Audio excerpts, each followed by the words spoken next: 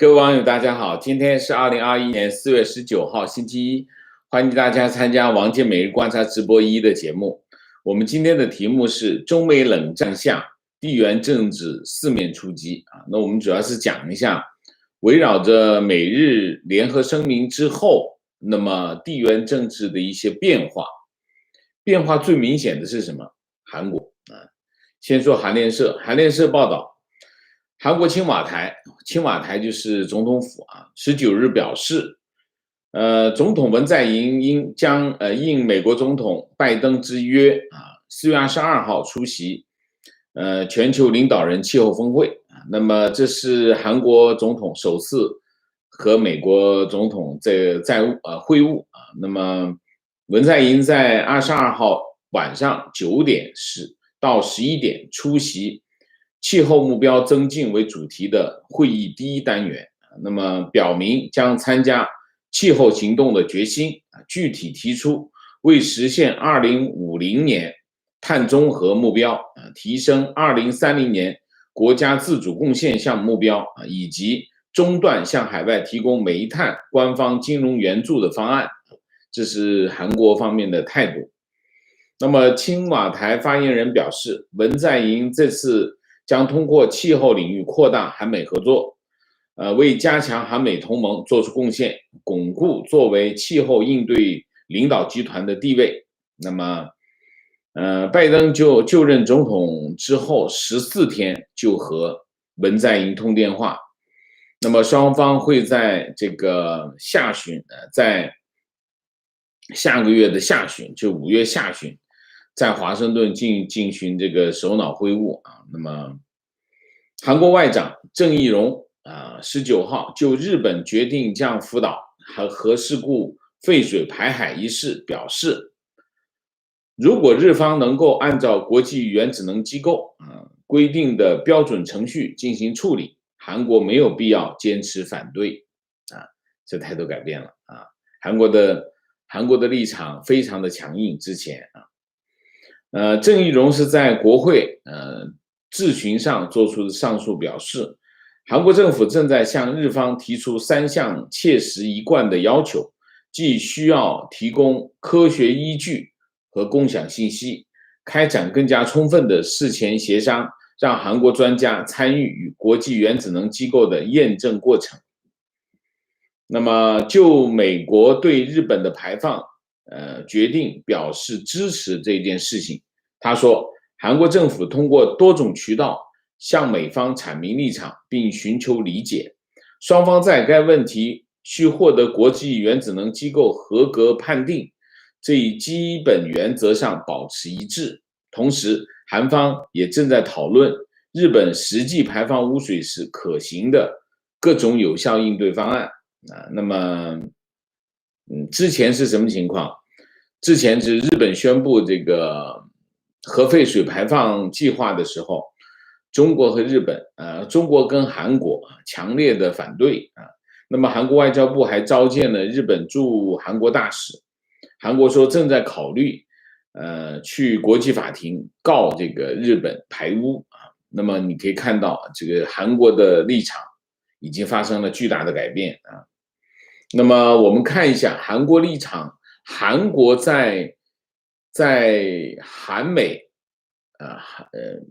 日韩之间的这个关系当中，它的之前的态度是什么？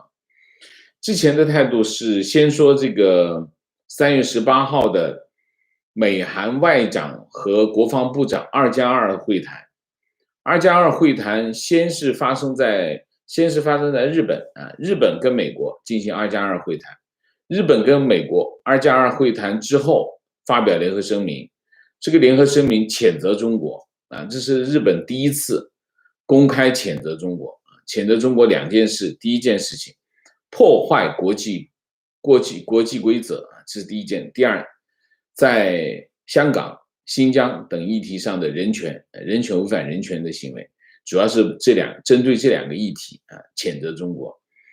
那么3月18号就是美韩这个2+2会谈，美韩2+2会谈也发表了联合声明，这个联合声明只说了一件事情，说双方也说2件事。第一件，双方致力于反对损害和削弱基于规则的国际秩序的所有行为，没有点名这第一个。第二个，那么重申美韩同盟关系，70年前在战场上用鲜血凝聚的同盟，如今是朝鲜半岛和印太地区和平安全与稳定的关键也没有提到中国他讲到了朝鲜，但是没有讲到中国那么这是一个就是明显的就是朝鲜韩国韩美之间的联合声明跟美日之间的联合声明有非常大的区别，就是不点中国的名这是第一件第一个。第二个，4月2号，那3月18号结束之后，马不停蹄就进行了一个4月2号的叫国家安全顾问级的会谈这个会谈是在美国的这个海军学院进行了3方会谈闭门会谈，这是最重要的通常一闭门就是最重要的。然后出来这个会谈结束之后发表联合声明，这个联合声明只谈了朝鲜问题只谈朝核问题那么参加这次会议的是谁呢？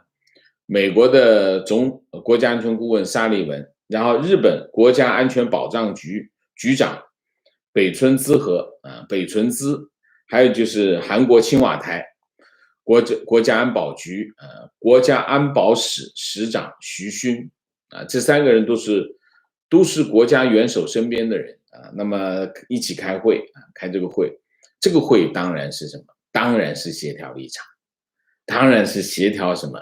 协调对中国的立场这个非常重要然后呢，这个会刚结束，郑义溶第2天就到了中国去了厦门见王毅王毅中国的外长王毅然后双方进行了会谈。4月3号4月2号这个叫什么国家安全顾问级别的会议在美国结束。4月3号郑义溶就飞到中国跟王毅开会这你可以看到这件事情当中，这一系列的事情当中，韩国它的处境的问题那么双方商定2件事。第一个，今年上半年举行高级别战略对话和首轮副部长级的外交安全2对2会2+2会对话这就是对话了不是会谈了，对话2+2会，不过它是副部长级，就是副外长跟副国防部长进行2+2会谈这就是走钢丝。然后就是尽早建立韩中关系未来发展委员会，启动两国建交30周年庆祝活动筹备工作这就是拿来冲稿子注述了。所以我们可以看到韩国在这个美日联合声明美日高峰会发表联合声明之后，韩国的立场开始转变了开始转变的反应是什么？他开始不咬日本了韩国在韩美联盟过程当中，他的地位他的立场最核心的表征在哪里？韩国跟日本的关系。韩国如果再找日本的麻烦，他就是要和美国保持一点距离。就是说美国保持一点距离并不是他在安全上他不依赖美国，不是的，他是要婉转的拒绝美国的要求但所以下一阶段发生的事情是什么？下一阶段发生的事情就是，如果韩国不再去咬日本不再用各种议题去咬日本，那么韩国的立场就开始改变那么韩国就会纳入到美国整个的东亚的布局当中去其实在这个问题上，韩国是没有选择没有更多的选择，它的选项不大，只是它要做的没那么明显，其实日本也不想做的很明显日本也不想做的很明显，都不想得罪中国，但是他们都在第一线他们都在现场，他们是无法回避的那么中国并没有闲着，中国也开始做，其实中国也在布局什么呢？中国开始向朝鲜输出援助那么怎么个输出法？中国海关公布的数据，中国3月份对朝鲜出口1297.8万美元商品，那么中国3月份出口出口朝鲜1297万美元，3月份出口是3万美元，2月份出口是多少？3000美元一月份是3万美元，2月份是3000美元，3月份是1200，你大数1300万美元那么3月份对朝鲜的出口额创出了去年9月份以来的最高纪录去年9月份出口是1888万美元。那么3月份中国从朝鲜进口了多少？130万美元。2月份进口了多少？175万美元。所以其实你可以看到，在什么时候？在2月份开始，中国开始启动了从朝鲜进口。那么2月份开始启动，3月份继续进口，同时3月份开始对朝鲜大量的出口大量的出口。这件事情是怎么发生的？这件事情发生是在什么？发生在的是3月21号3月21号，朝鲜在半岛的西海岸发射了2颗导弹那么这是拜登总统上任以来，朝鲜第一次对外发射这个导弹美国方面是在淡化这件事情淡化。那么这个法新社报道说美国政府官员说这只是一个常规的军火测试没有违反这个安理会决议上一次朝鲜发射导弹是什么时候？已经是2020年的4月份了所以3月21号朝鲜发射完导弹，3月22号金正恩就让他的驻华大使去找中联部的中央联络部中共中央联络部的部长叫宋涛宋涛通常中国派人去朝鲜都是宋涛，中联部部长宋涛22日带口信给习近平，讲了一番话，说这个金正恩向他通报朝鲜劳动党8大情况然后高度评价这个习近平等等，讲了一堆话，表了个态然后宋涛又转达了这个习近平的口信那么你通过这件事情来看就是说双方的关系还是比较冷淡，因为带口信是一个很冷淡的行为，但是你看背后是什么？背后就是中国其实2月份已经开始干嘛？2月份已经开始进口朝鲜的东西了，3月份继续进口朝鲜的东西，同时向朝鲜开始出口。这件事情是谁先动？这件事情是中国先动。为什么？中国进口朝鲜是从2月份开始进口，然后3月份继续进口，同时3月份开始向朝鲜出口，然后朝鲜就干什么？朝鲜就开始试射导弹，试射导弹之后再去跟中国带口信，跟习近平带口信，习近平再回一个口信，这件事情就等于什么？这件事情就等于是中国启动了朝核议题就等于把朝核议题再拿出来用。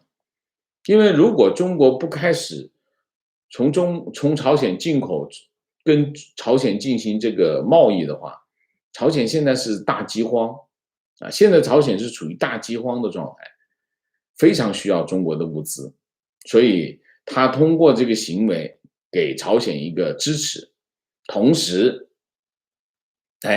既然给了朝鲜支持，朝鲜就要干什么？朝鲜就要干活了朝鲜要干活意味着什么？朝核议题开始放到议事日程了，这就是中国2月份开始启动的对这个美国针对美国的这个行为，这是一个。我们现在看一下啊，就是我们经常讲韩国，韩国其实对韩国的我们讲日本是走中间道路啊，就尽量的不得罪中国，然后同时呢跟美国站在一起啊，所以它基本上是一个中间道路。但实际上这次美日高峰会就改变了这个局面，日本不能够再走中间道路，不能走中间道路，而是站到美国一边。这个是美日峰会最重要的政治成果。当然，核心的问题是什么？台湾议题。那么韩国我们之前讲，韩国不是中间道路，韩国是在走钢丝。为什么？因为韩国面对2个问题，一个问题它是安全威胁，安全有多危险？非常危险。我等一下讲的数据啊。另外一个就是韩国对中国经济的依赖远比日本要大得多。所以它中间的空间是非常的狭小，两头都不敢得罪。韩国有面对的是一个什么样的情况？朝鲜有100万军队，500万预备役。虽然朝鲜的这个设备军备比较陈旧，但是它的常规部队还是很厉害。它不是很能打，但是它足够破坏。它有足够的破坏能力。朝鲜还有20万特种部队，特种部队干什么？对韩国进行渗透。朝鲜在朝韩边境挖了很多的坑道，就是只要双方一冲突，这些特种部队就可以通过这种通道向这个韩国渗透啊，造成这个对韩国的后方进行打击。那么还有一点就是汉城啊，就是首尔实在离边境太近。那你想一下，朝鲜在这个边境上有数以千计的炮兵阵地，还有火箭发射器。那么基本上首尔离边境大概只有不到60公里，那基本上可以覆盖。炮火覆盖是没有问题，还有化学武器等等。所以实际上一直以来，韩国是面对着朝鲜的这个军事威胁，所以他对美军的依赖是非常高度依赖美军的。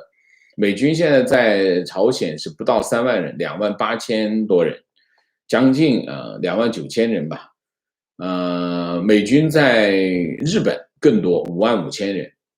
那么在朝鲜，韩国，它最重要的是什么？部署了萨德的这个导弹防御体系啊。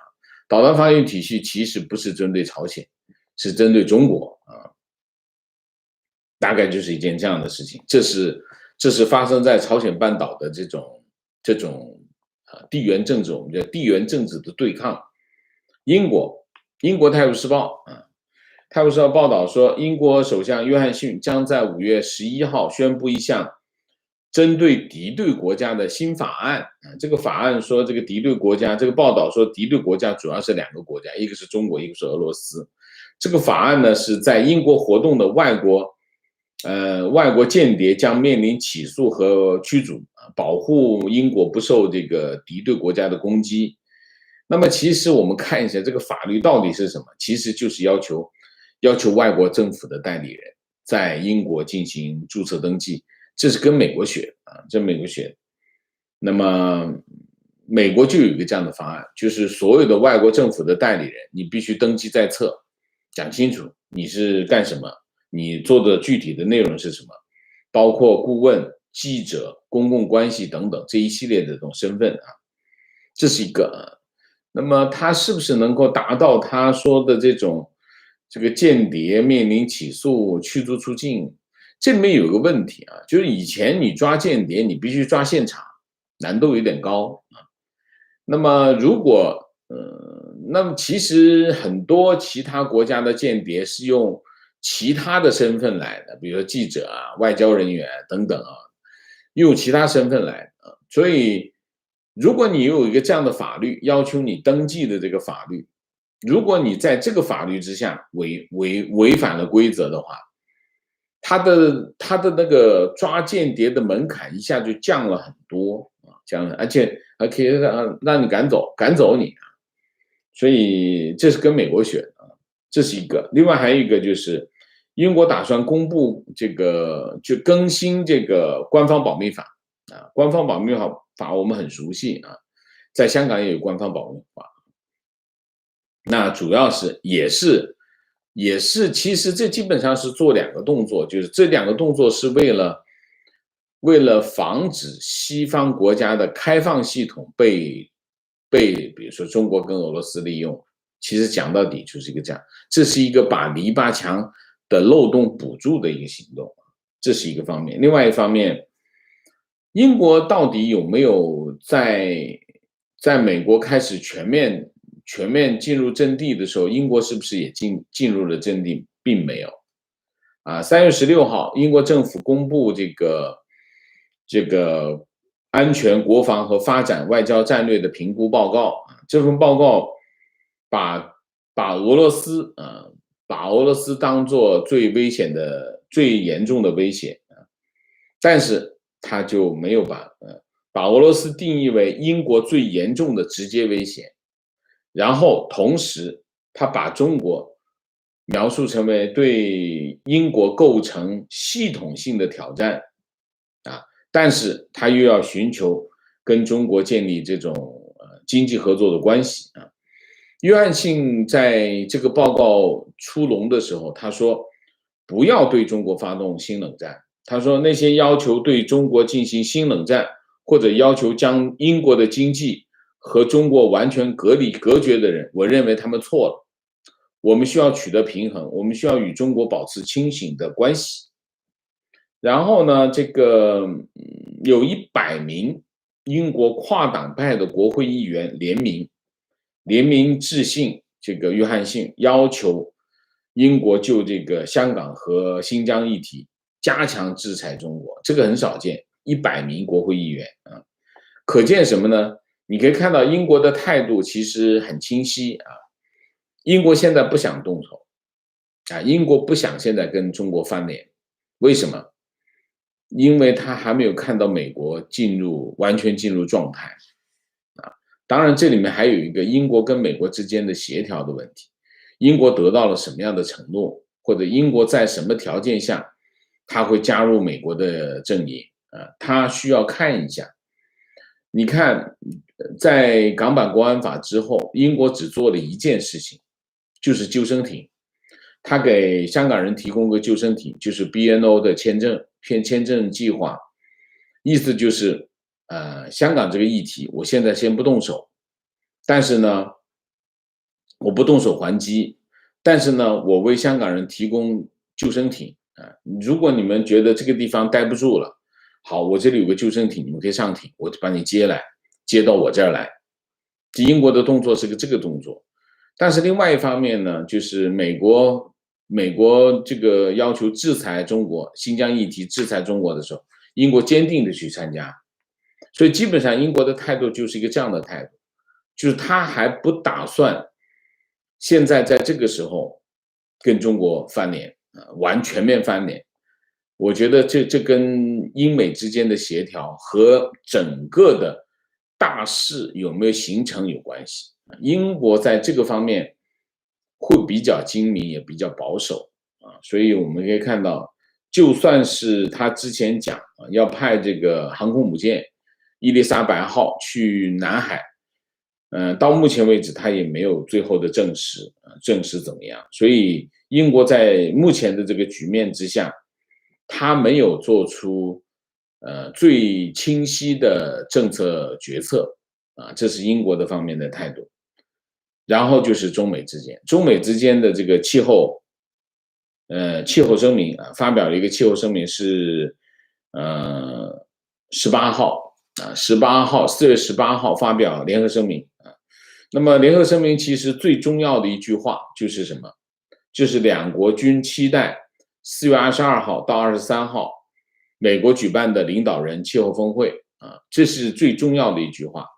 这句话什么意思呢？这句话就是意思就是习近平想去参加啊，但是汪文斌又说啊，说这个在记者会上又说啊，说这个中国在积极的研究啊，那么美国气候特使克里啊是14号到17号飞到上海啊，在上海这儿待着，上海东郊宾馆跟谢振华，谢振华也是个特使，气候特使。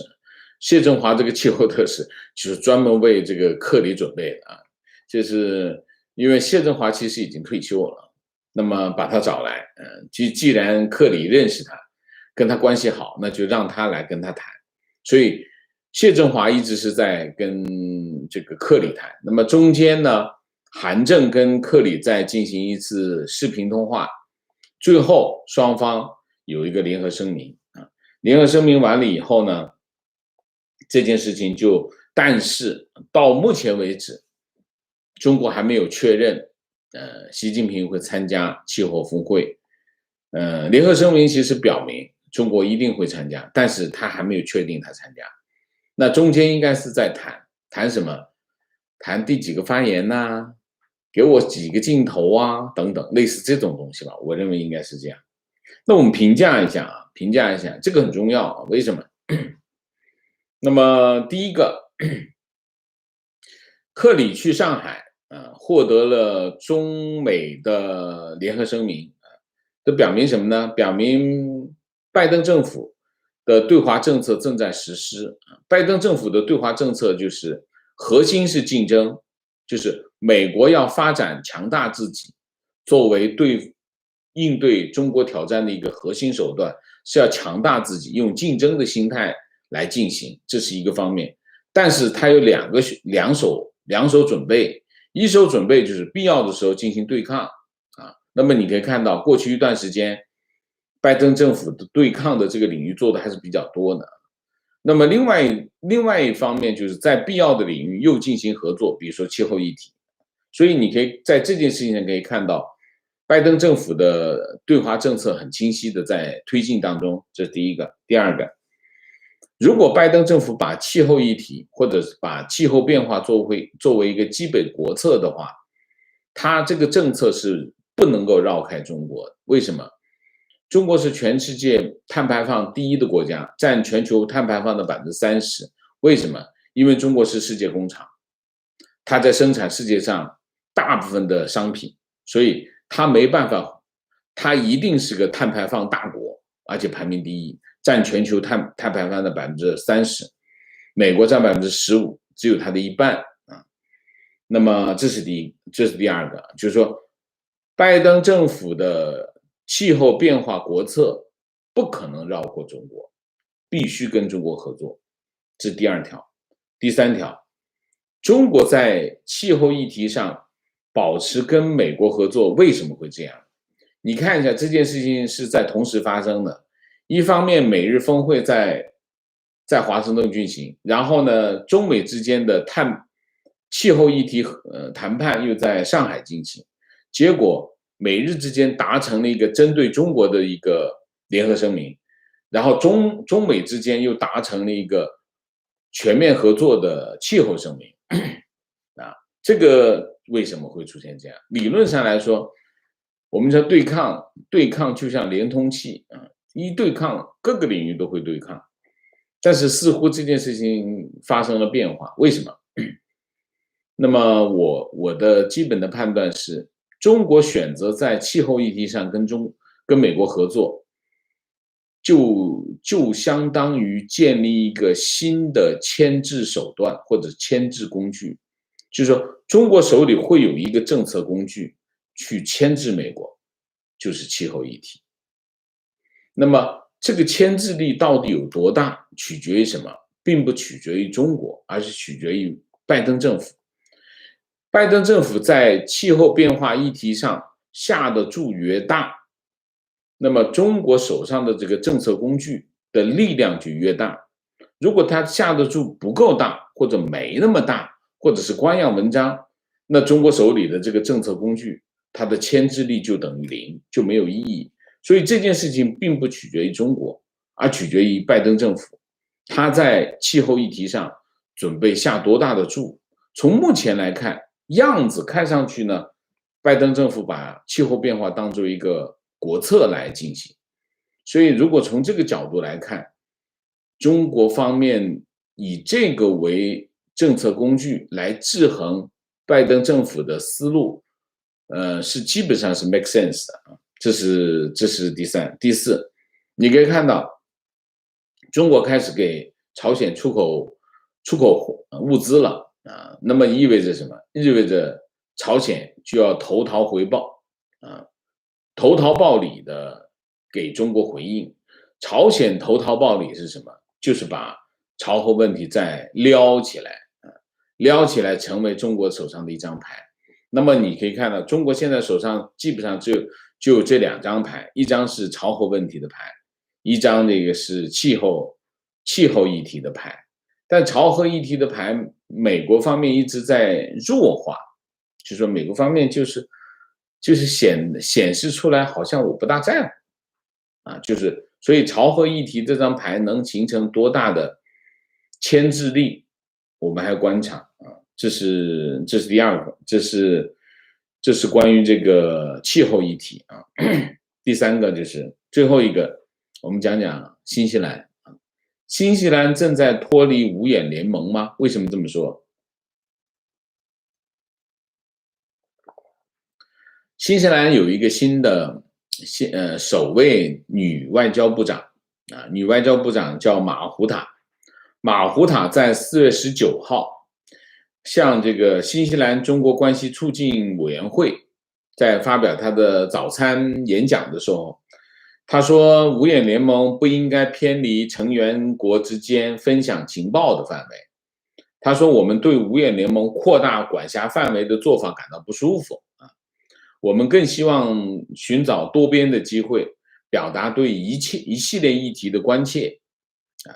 他这个话呢讲的其实是蛮直接的，就是意思五眼联盟嘛，我们就进行情报分享就行了，其他领域我们不讨论。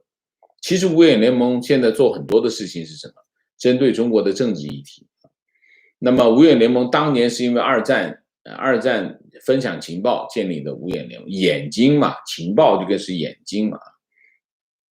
那么在过去一段时间里面，五眼联盟其实在很多政治议题上都保持一些重要的协调立场的平台和工具啊。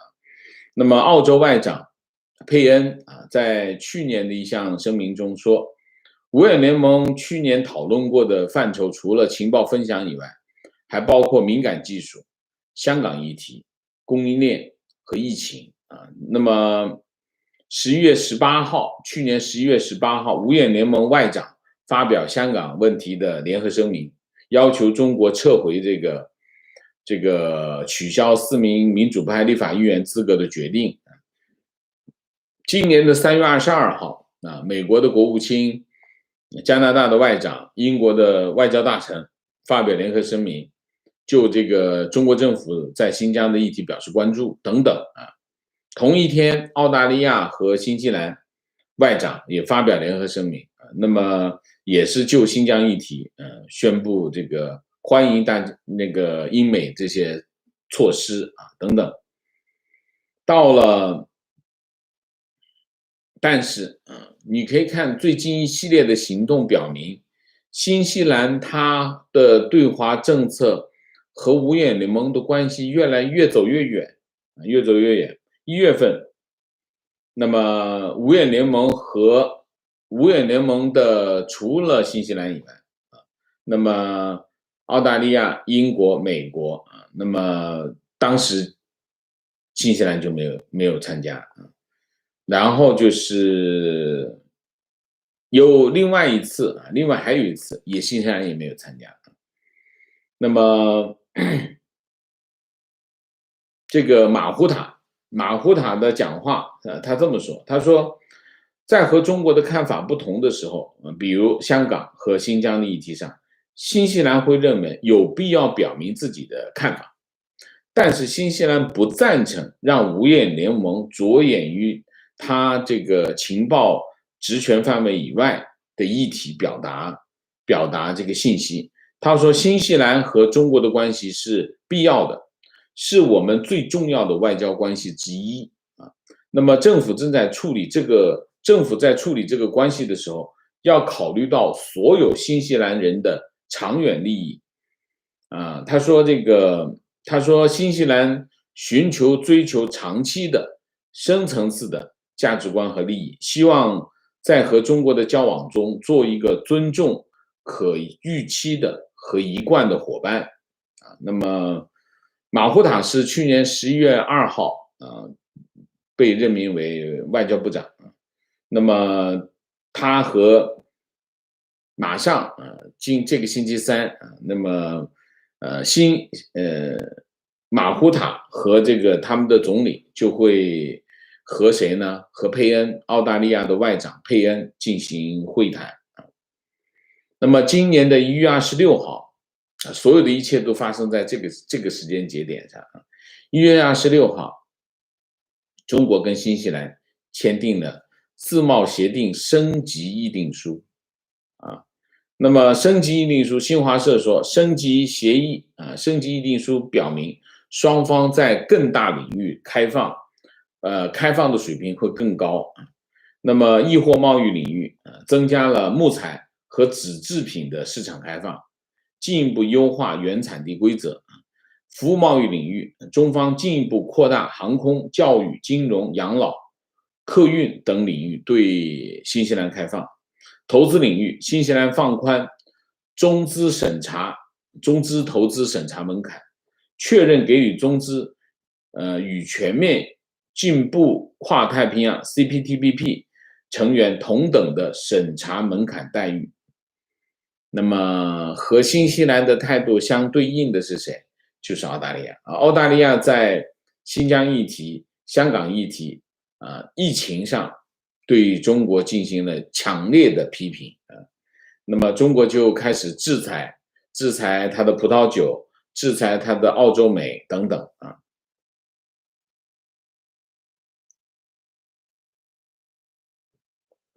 那么为什么2017年开始，这个新西兰中国就成为新西兰最大的贸易伙伴。那么当然显然新西兰是希望一方面在经济上获得利益，另外一方面我不得罪中国，但是同时呢，他又希望和西方国家保持传统上的联系啊。那么这个就不算是走钢丝了，这已经是非常明显的脱离了五眼联盟的轨道。那我相信这次澳洲外长佩恩去新西兰跟他的总理和外长进行会谈，应该是有非常明确的政治任务就是要把新西兰拉回来。拉不拉得回来不好说，但是很肯定的一条，新西兰现在是在脱序以五眼联盟为范围的话，新西兰已经脱序了。新西兰已经通过1月26号的这个自贸协定升级版，已经被中国纳入到它的运行轨道当中去了这就是新的进展。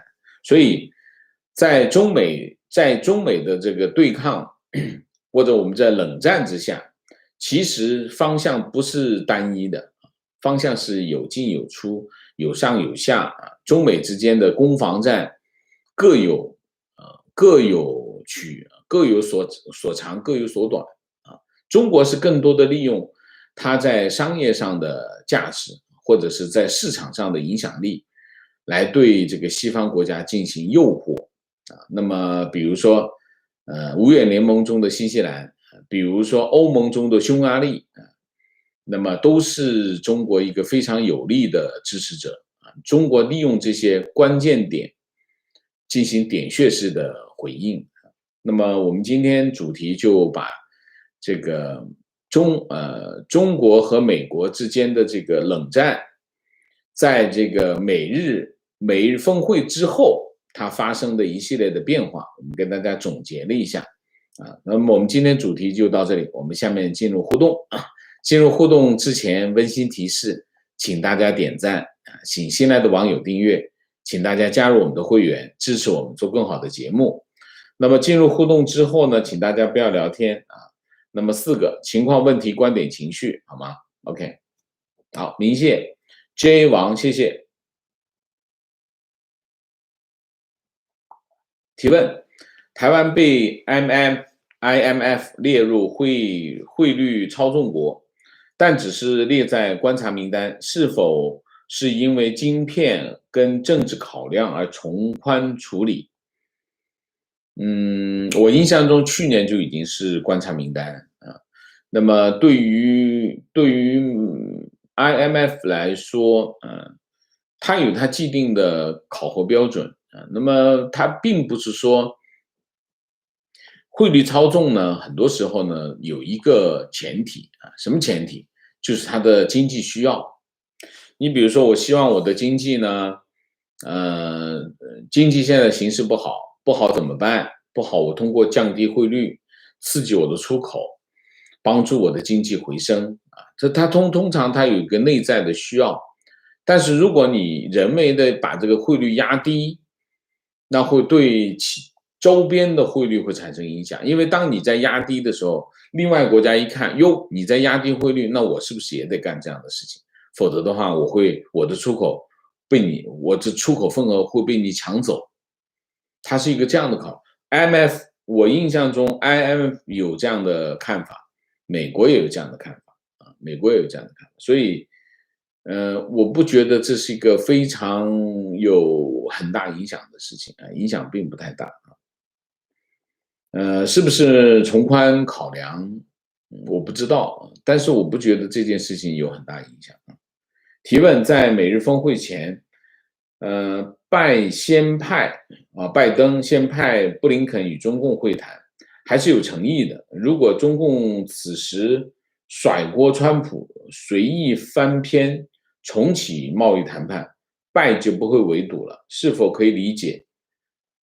对付中共本不在拜的剧本当中里，他的主要的目标是俄罗斯，围堵中共只是中共作死作出来的这明显是川普的支持者的观点我不同意就是说川普的支持者一直认为拜登是不准备跟中国对抗那我不知道他为什么不准备跟中国对抗，你的理由是什么？叫什么？俄罗斯是美国的敌人吗？俄罗斯是美国的敌人，为什么？俄罗斯一直就是美国的敌人，从苏联时代开始，它一直就是美国敌人。俄罗斯从来没改变过这个战略目标，但是俄罗斯没有资格做美国的敌人，为什么？因为俄罗斯没有实力，它没有影响力。我都说了，俄罗斯的 GDP 太小了，它是一个很小的经济体。它没有影响力，所以美国没有把俄罗斯放在眼里。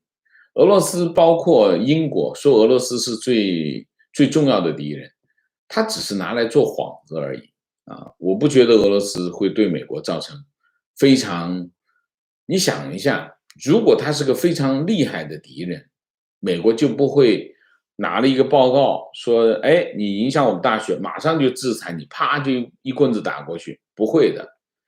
如果你是个很重要的敌人，你不会这么去处理，这样去处理他的，因为你想一下，如果他的实力很强大，你会随便跟他打吗？不会的，你得准备好，布好局才跟他打所以这是一个所以俄罗斯没有资格成为美国的主要敌人。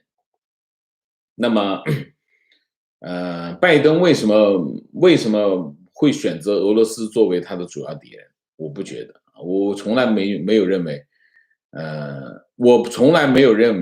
从北约开始，北约当然把俄罗斯当主要的敌人，因为他就是对着他，就是面对着俄罗斯，他一定是把他当主要敌人。因为他跟他在一起。那么，但是整个西方国家都知道俄罗斯在衰落，普京的练权，普京的这个独裁，让俄罗斯经济持续的往下走。俄罗斯是在衰落当中啊，他在这衰落当中，他之前又没有对西方国家产生严重的威胁，何况现在。所以围堵中共的政策是中共作死做出来的，可以这么说吧。但是这个不是现在发生的，这川普时代就已经是这样啊。所以，你挖个这个坑，肯定是我不会掉下去的啊。这种坑没意义啊。观点：关于气候变化相关资金的进入，应该对中国有相当的吸引力。有什么吸引力？相关技术是什么？相关资金技术的进入，请你讲清楚一点好不好啊？提问：目前大陆和美国对抗形势下，目前中国吧，你说是中国吧？中国和美国对抗的形势下，是否有可能触发朝韩对抗关系升级，甚至韩朝统一？我没看到。为什么？对抗升级就统一了？对抗升级应该统一不了啊，对吗？啊。提问：请问王先生，中共有没有什么办法拉拢日本和韩国？有办法，就是经济好处啊，就是经济市场啊，就一直在拉。但是中国现在的外交水平很差，差在哪里呢？我举一个例子哈，举一个菲律宾的例子。所以你可以看，中国其实在政策制定上是很烂的，烂到什么地步？我举个例子，就菲律宾啊，菲律宾其实是美国跟中国都要拉拢的对象。你看第一岛链，菲律宾很重要啊，它就在第一岛链的，台湾下来就是南边就是菲律宾，很重要。所以双方都在拉菲律宾。菲律宾的总统，非常的滑头，他两头下注，他跟中国呢笑脸相迎，笑脸相送啊。然后就中国想从中国得好处，同时呢，美国你拉他，他也从美国得好处，弄点枪，弄点炮都挺好，所以他两头都想得好处。所以这个时候呢，其实双方都在拉嘛。中国在拉他的时候呢，又搞个牛二礁事件出来，在牛二礁搞一个220艘这个民兵的渔船，其实是武装渔船，在牛二礁搞了1个多月吧，把菲律宾给气得够呛，吓得半死。那菲律宾怎么办？菲律宾只能找美国，跟美国进行军事演习，把这帮人给赶走。那你想一下，在现在这个中美对抗这个大局之下，中国是不是应该跟周边国家搞好关系呢？你为什么要去进行一个这样的自己跟自己矛盾的政策呢？这件事情就发生在日本。中日之间最大的矛盾和冲突是什么？钓鱼岛啊，钓鱼岛，中国认为我不能让你实际管辖，因为实际上钓鱼岛是美国已经把钓鱼岛的管辖权交给了日本，是日本实际控制钓鱼岛。那么中国说钓鱼岛是我的，那怎么办？我就要让你的管辖权不存在。不存在的办法是什么？不存在的办法就是我不断的派海军船去钓鱼岛里海域，天天在那儿进出，最后得出的结论是什么？你没有有效管辖。如果你有效管辖的话，我的海军船为什么天天都在那儿待着？它是一个这个动作无可非议，你作为一个策略是没有问题的。结果他今年2月1号实行一个新的海警法，这个新的海警法是什么呢？说你可以动武，这把日本人吓得够呛。你想一下，他原来海警船是没有武装的，是巡逻船，执法部门。他结果呢，把海军呢一划到哪里？一划到武警去了。划到武警之后呢，就意味着什么？意味着武警是军事部门，武警是一个军事单位啊。那么第一，武警是个军事单位；第二个，你可以动武。那对于日本来说，这就不是说管辖权的问题了，那就可能产生这个擦枪走火的问题了。那日本什么态度？日本就觉得我的安全受到威胁啊。这件事情对日本有多大影响？对日本影响非常大。这是不是你看中美对抗关键点是哪儿？在整个东亚地区，中美之间对抗的关键点是日本。所以其实两国都在拉日本，美国是在拉日本，你得跟我站在一起，你不能跟中国站在一起。日本呢就很矛盾，他又不能够放弃跟中国的经贸关系，但是另外一方面又觉得中国的这个崛起的时候对我有这个战略上的压力。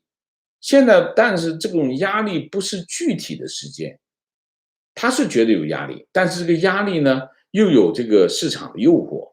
所以日本其实是很犹豫。你看菅义伟去美国之前，他是一直在很犹豫的，很犹豫。哎，你这来一个海警法，临门帮他踢一脚，把球踢进去了，美日之间就签了一个联合声明，日本就正式的把立场，把屁股挪到美国这边去。这是这样的问题啊。所以你可以看中国的外交政策，它的整体战略是不清晰，它的整体战略就是说，它目标很清楚，我跟美国人搞对抗，我得搞翻美国，搞翻美国，我才能够爬到世界第一，这个目标很清晰。但它的战略是很混乱的。其实，你理论上来说，你的主攻目标是美国，那你怎么又跟印度搞个边境摩擦呢？印度的边境摩擦纯粹是中国搞出来的，中国在印度搞边境摩擦，然后中国在这个台湾海峡不断的派飞机去台湾海峡。台湾其实是内部没有办法形成统一看法的这个政局，在目前情况来看，台湾是有一票人觉得，只要我跟中国大陆那边赔笑脸，我不给他制造麻烦，他不会搞我。我能够这个叫什么？我能够安于一隅。很多台湾人是这么想。结果你天天派飞机去，各种文攻武卫。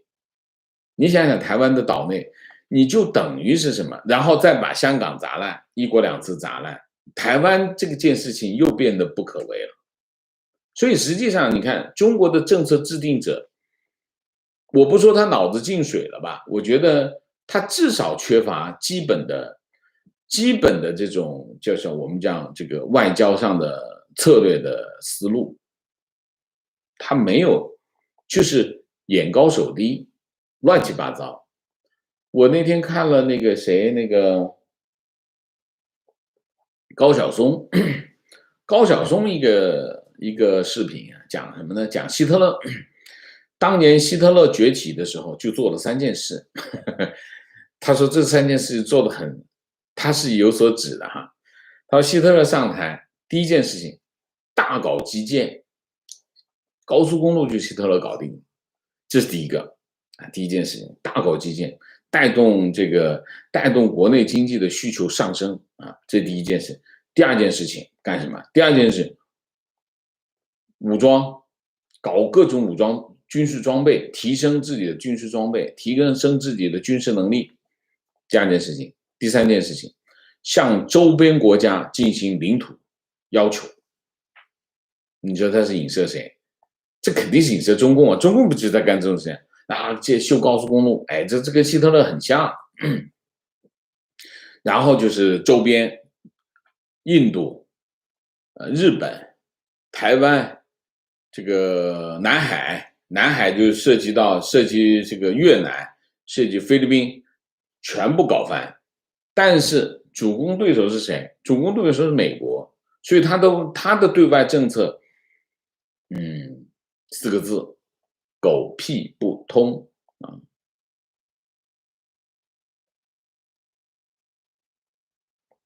所以他有办法拉拢日本跟韩国吗？本来他是有办法，但是现在是不行。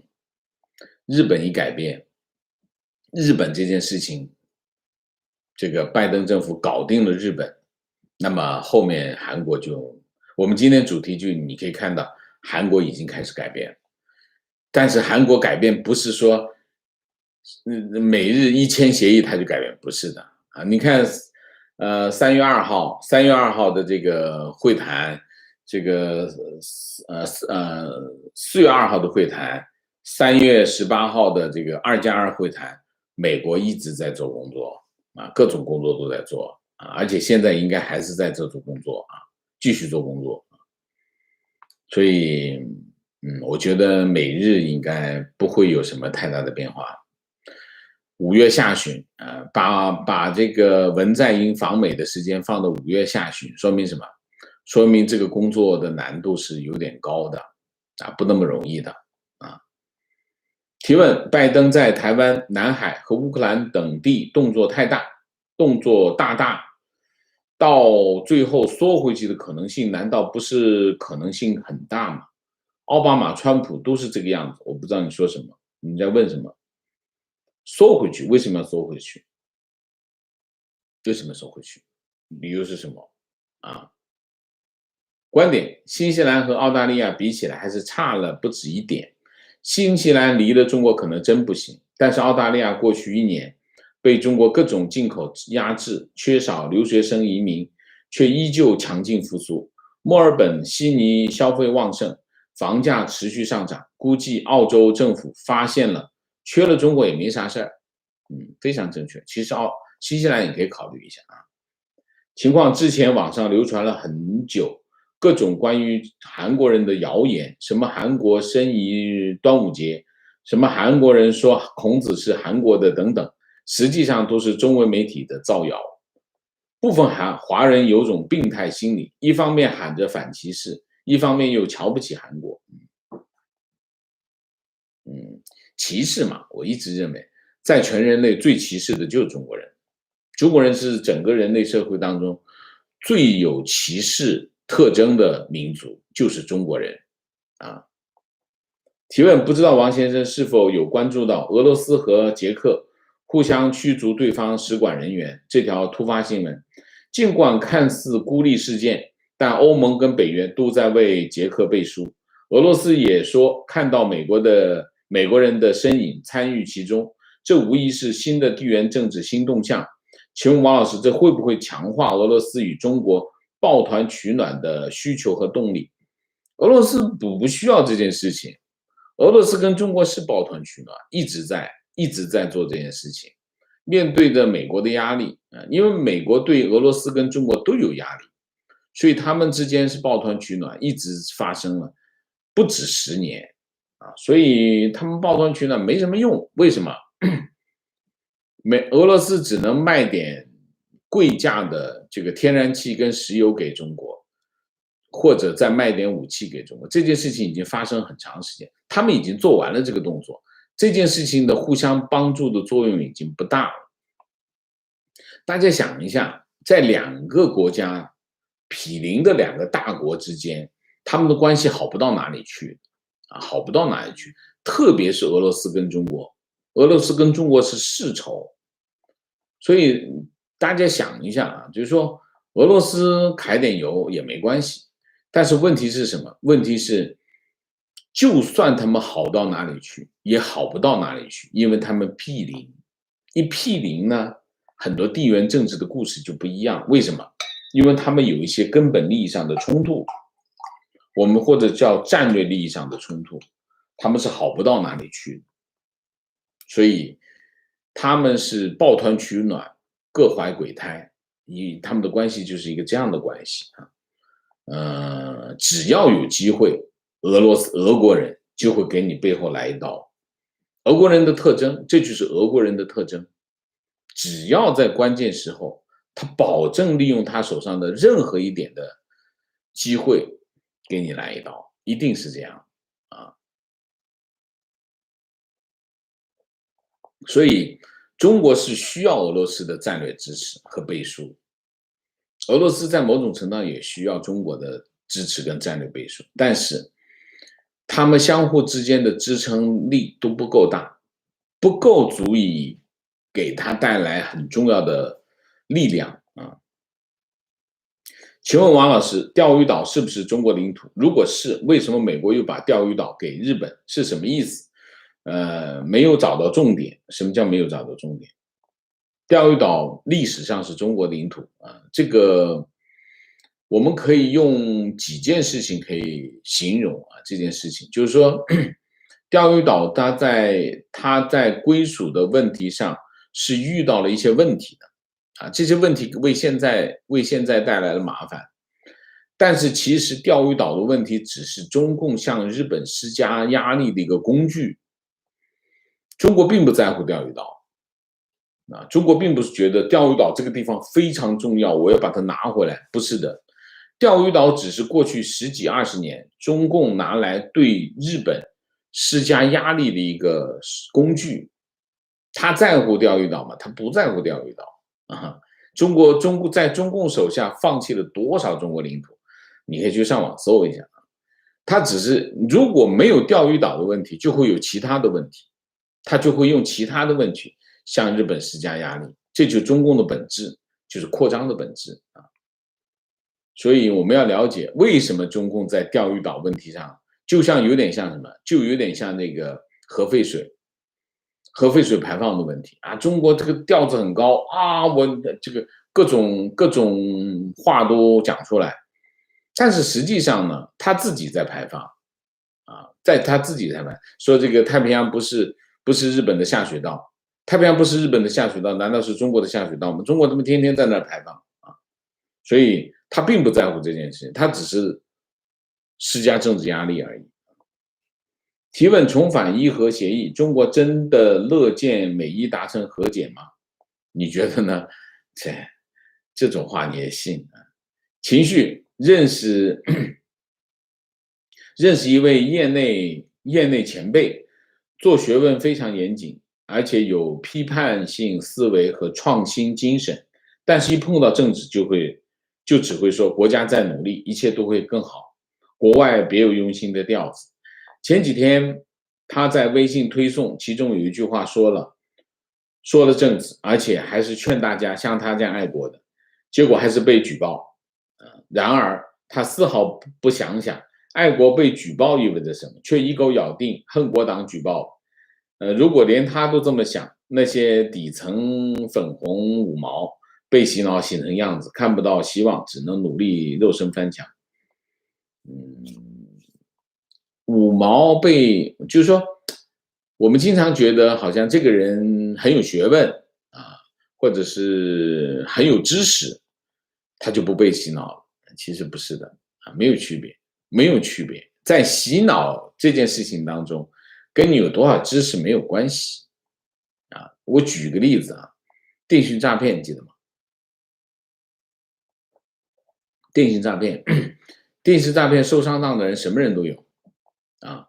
那么什么人都有被诈骗，跟你的学识也没有关系。为什么？洗脑这件事情针对的是什么？这就针对人性的弱点啊，人性都是有弱点，洗脑这件事也是针对人性的人性什么弱点？人性的弱点就是路径依赖。当我获得某项信息的路径是这个的时候，我就依赖这个路径，我依赖这个路径，我就永远从这个路径获得信息，那不他就把你脑给洗了呗，就是这么简单。所以在这个问题上，你别以为说啊，这个人是个大知识分子，非常严谨，思维缜密，所以他就不被洗脑了。不是的，只要你路径依赖，你就会被洗脑。你被洗了脑，你解决你大脑的四肢再发达也没有用，是不是啊？所以在这个问题上，我觉得，怎么说呢？我们很多时候经常讲不能衣冠取人，但是我们实际上在现实当中就是衣冠缺啊。情况坐标深圳，上周末为移民考了雅思，考场乌泱全是人，大都是18到22岁年轻人，也有40、50岁的中年人，可见多少人想离开这里。不论怎么洗涤，身体是最诚实的。情况大陆同学之前多次在朋友圈发表粉红之类的文章和言论，还曾发誓不会送孩子出国留学。上一周，他的儿子已经到欧洲留学深造，验证了一句话：身体是最诚实的。观点：香港政府现在逼市民打肺炎疫苗，又放风 BioNTech 之后就是大陆制造，不是欧洲货。我很苦恼，是否要快点打？若是在英美国家，我肯定会打。现在对政府零信任，零信任，你苦恼什么？如果你零信任，你应该很清楚啊 ，BioNTech 赶紧去打 BioNTech， 对吗？这个有什么？这个很简单，这个很简单的选择。难道你去打国产疫苗吗？国产疫苗什么情况你不知道吗？提问：香港一传媒，你将台湾苹果日报卖给一间传媒公司，不知道王老师对这个公司有多少了解？此举是否为 CCP 直接吸收在台大中报社的传统统战手法？我不知道我不知道这家公司是什么公司啊，我没有听到这个消息啊。提问：前几期听老师讲，台湾不要天真，中国只要一扩张就会侵犯台湾，即使是民选政府也不会放过。所以，即使中国有办法民主化，经过中共多年大一统与台湾是不可分割的一部分的洗脑，只要台湾想保有不同于中国的主体性，即使中共下台，台湾与中国的关系也会像俄罗斯与乌克兰的关系一样，一直是敌对的吗？中国就不可能转型成为欧美大国这样的对扩张领土没有野心的国家吗？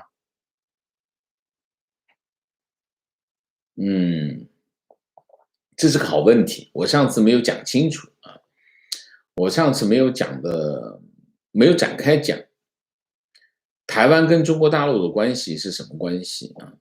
台湾跟中国大陆的关系不是母体跟一个子系统的关系啊，大家知道49年之后，中国大陆在走一条路，台湾在走另外一条路，实际上大家已经分道扬镳了。那么49年到现在有几代人啊？你想一下，这件事情已经在各自的环境下已经在发展。那么他们会面对什么样的局面？他们两者之间的关系是什么关系？不管你什么政治关系，他们有一点关系是不会改变，就是他们是受到地缘政治的影响，是不会改变的。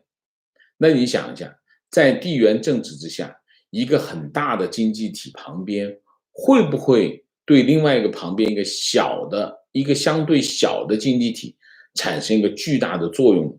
当然会。那么它这个小的经济体，它需要保持自己的独立性，它应该怎么做？它应该对抗。它如果不对抗的话，它意味着什么？它就意味着被它吸进去了。这就是地缘政治的特征。所以其实对台湾来说没有选择，它必须依靠一个更强大的经济体来制衡来自这个经济体的巨大的吸引力或者是压力，战略压力。不管这个经济体，我们且不论中国大陆是一个什么样的体制，什么样的政体，不管它是什么，它都会产生巨大的影响力。你可以看一下美国跟加拿大的关系，加拿大绝对不浪得虚名，加拿大也是 G7 的国家，很厉害，也是个发达的经济体。但是加拿大对美国来说，如果加拿大不努力去抗拒美国的这种吸引力的话，它也会被形成这种效应。尽管加拿大仍然是7大工业国的成员，因为美国实在太大。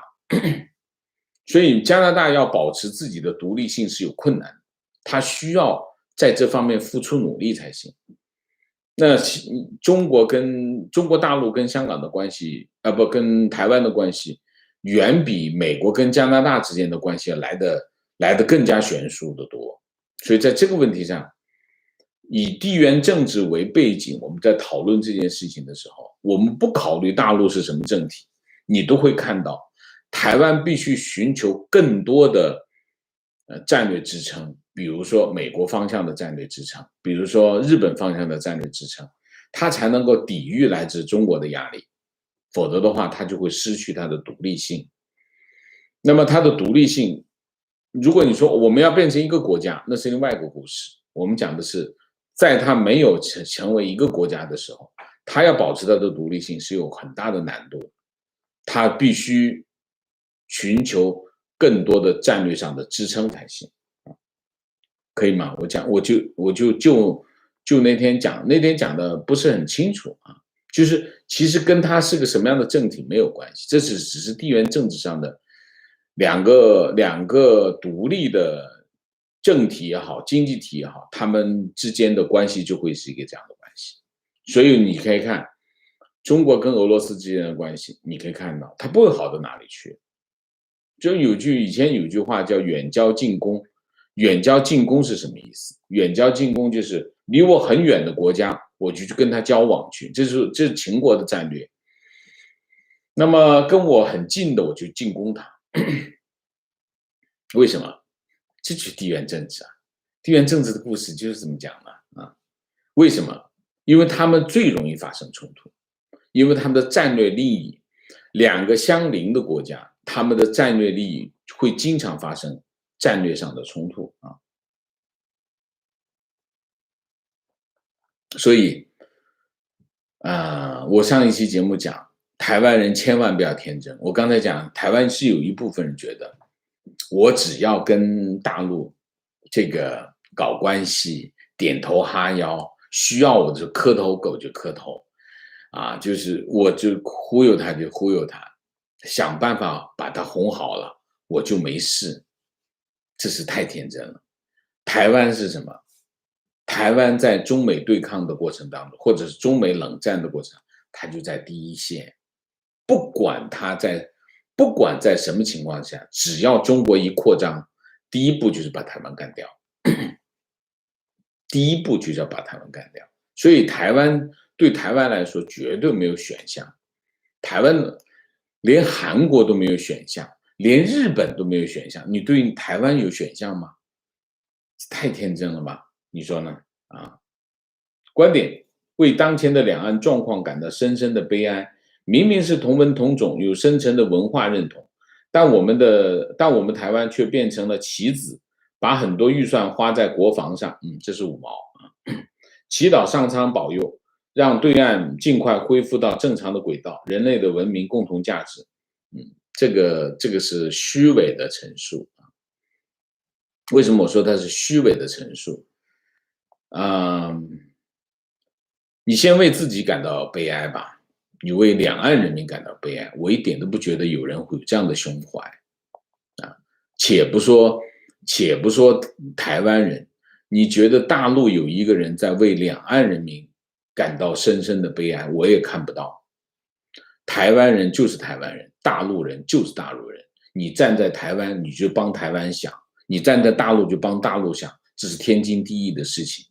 你说你为两岸人民感到悲哀，这就是个虚伪的陈述啊！台湾人就想台湾的事情，挺好。你帮大陆人想什么想？没什么好想的。这是第一点。第二点，同文同种又怎么样？你看看共产党跟国民党当年在大陆厮杀的什么样子，死了多少人？你说说看。同文同种，你这个时候不说了。这个国共内战的时候死了多少人？你去看看这个长春围困长春是什么情况？你这个时候讲这个话，什么鬼话？所以不要跟我讲这种鬼话，这就全是鬼话。好好的把自己的家园建设好，好好的把自己的篱笆修好，防止什么？防止对方来侵略你，把这件事情做好才是正事讲这种鬼话就是骗人的啊！我们大家可以好好的讨论啊，好吗？明谢，姥姥王谢谢，魏唐谢谢。好，我们今天的节目就到这里，感谢大家的参与，我们下个节目再见。再见之前，请大家点赞，请现在的网友订阅，请大家加入我们的会员，支持我们做更好的节目，做更好的自己。谢谢大家，谢谢。